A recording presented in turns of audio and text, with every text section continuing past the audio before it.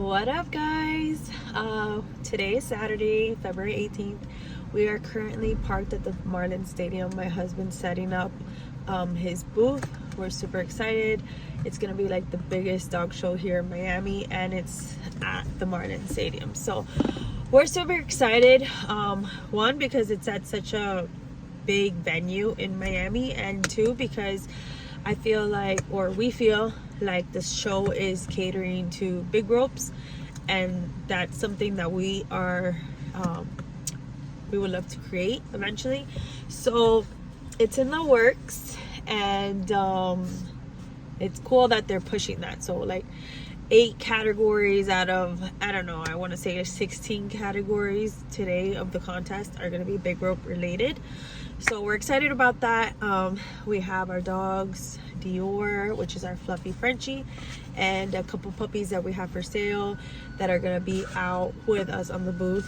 My husband is like, he admires this top breeder. His name is Tommy from, I think his page is Big Shots. Oh my god, don't quote me. I just know that he's always calling him by his first name. So he's really excited to meet him. Hopefully he's as humble as he seems on the gram. Yeah, but basically I just wanted to come on here and share something that was on my mind. So I had read this thing. It was like an article the other day where it talked about people who are greedy. What did it say? People that are greedy never have enough money, and people who want wealth never feel like their income is enough. So it was talking about it was really Bible related. So it was talking about Solomon and how, what was his downfall? Was his downfall like women and lust, or was it wealth? And so it talked about wealth being his downfall, and that's something that my husband and I are striving for, is creating generational wealth so we can leave an inheritance to our children.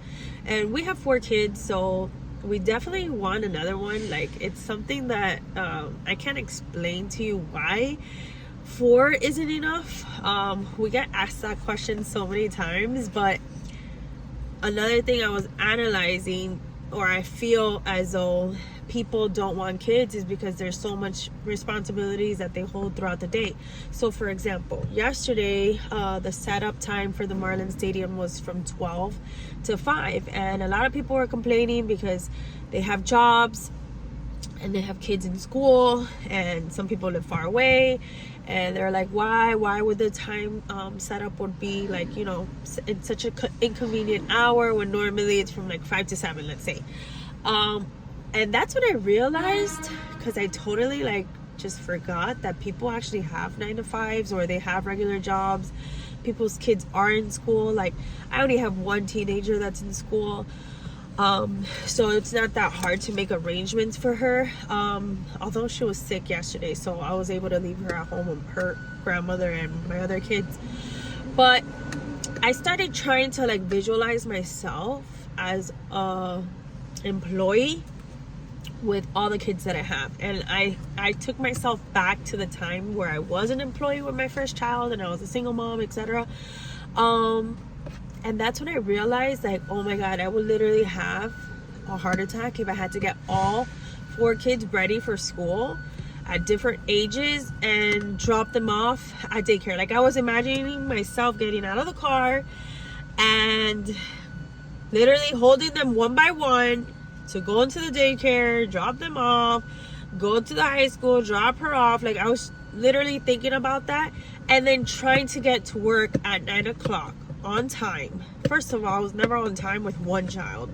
I don't know how I would be on time with 4 children, let alone have anxiety that my kids are in a daycare. I can't imagine that, because I haven't done that for the last 3 kids that I've had with my husband. So I can say that I am very blessed, but it was a realization that people do have jobs, and I can understand why people don't want more kids, because it is a lot of stress. Like, I can't imagine getting out of work and having to pick up all these kids, and then the kids are like going wild because they just came out of daycare and they were just, you know, in this room with a whole bunch of kids that have different parenting skills. So they're like picking up different personality traits and different, you know, characteristic traits, etc. So I would go crazy, because also, like, the time to pick up your kids and the time to head back home takes away time from like cooking dinner or, you know, fixing up the house.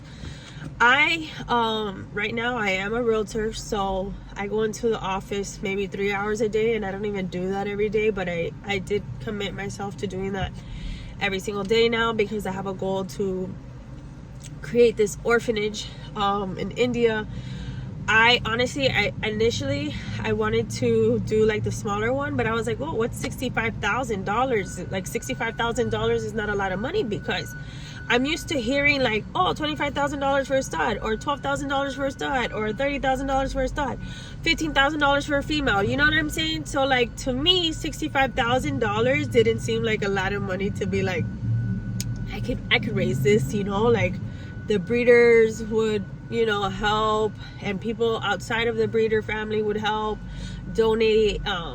So initially I didn't think it was that hard, but it's literally like pulling teeth and asking people to like support you in your fundraiser. And so I get it, not everybody can financially, they're in a pickle. Number two, they just don't support that vision. Like, their dream is not my dream. So, and then their goal is not to make my dreams come true, because that's not their priority. So like, I don't bash nobody for that. But yesterday, getting to the point, I was reading this article, and it talked about like the greedy people basically never think they have enough money, and then the wealthy people, the people that do want to have wealth, never think their income is enough. And so that's where my husband and I stand. We definitely want to be wealthy. It's something that is like our number one goal. We're always thinking of different ways of getting streams of income and investing it into other investments.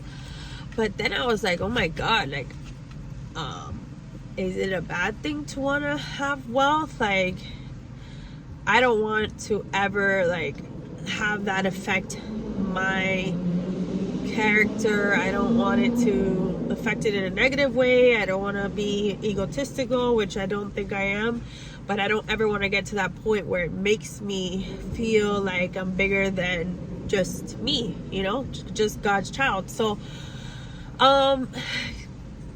it just made me like, it just pushed me more, like pushed my motive more for wanting to fund this fundraiser, at least the majority of what I can, because I never want to feel like I'm making all this money for me and my lifestyle. Like, I am very happy just being a stay-at-home mom, or, you know, working when I want to work. I love being a wife. I love being in my home, and I love just watching my kids grow. So that, for me, that's enough. Like, I don't need the flashy stuff. Like, yes, flashy stuff is nice. Like, Rolexes are nice, and nice cars are nice, and I always thought that we would have like this huge mansion where like staircases, double staircases coming together and stuff, but that's not something that I would ever want to prioritize. And so reading that article made me feel like, you know what, like, that stuff isn't important. What's important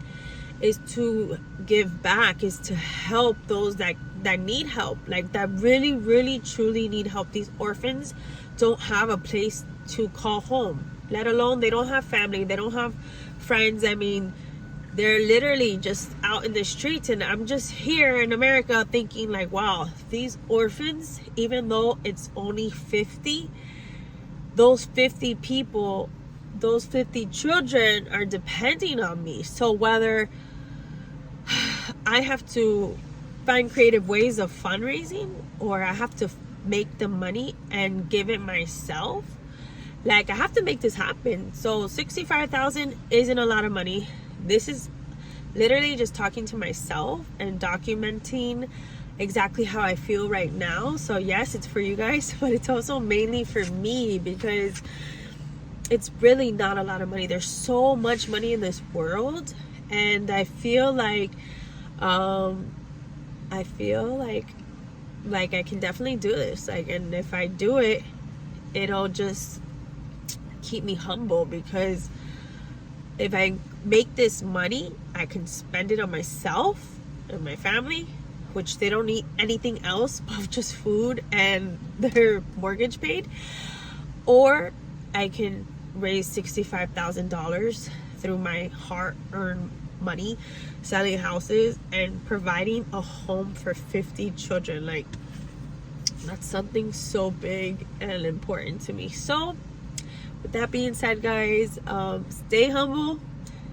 Don't let the wealth, don't let income, don't let money get to you. At the end of the day, we're only here for such a short amount of time, and let's make a difference, guys.